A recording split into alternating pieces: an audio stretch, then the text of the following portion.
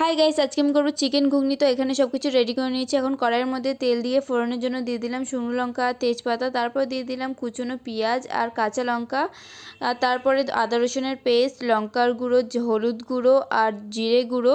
আর তার মধ্যে দিয়ে দেবো হচ্ছে চিকেনটা দিয়ে কিছুক্ষণ ভেজে নেব। যখন ভাজা ভাজা হয়ে যাবে তার মধ্যে দিয়ে দেবো টমেটো আর ধনেপাতা দিয়ে ভালো করে ভেজে নিয়ে, আর লবণ দিতে ভুলে গেছিলাম, তো লবণটা আমি দিয়ে নিলাম এখন। তো এরপরে দিয়ে দেবো মটর আর আলুটা সিদ্ধ করে রেখেছিলাম আগে থেকে। তো এটা দিয়ে একটুখানি নেড়েচেড়ে নিই, এর মধ্যে জল দিয়ে দিলাম।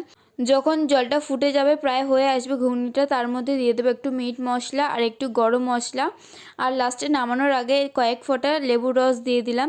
তাহলে ঘুগনির টেস্টটা বেশ ভালো আসে। তো এখানে আমাদের ঘুগনি রেডি হয়ে গেছে, আর আমি স্যালাডের জন্য আগে থেকে সব কেটে রেখেছিলাম। এখানে শসা, পেঁয়াজ আর ধনেপাতা আর কুচনো লঙ্কা দিয়ে দিলাম। মিঠাইকে আমি জিজ্ঞেস করলাম ঘুগনিটা কেমন হচ্ছে, ও বললো ভালোই হয়েছে। তোমরা কমেন্ট করে জানিও ভিডিওটা কেমন লাগলো।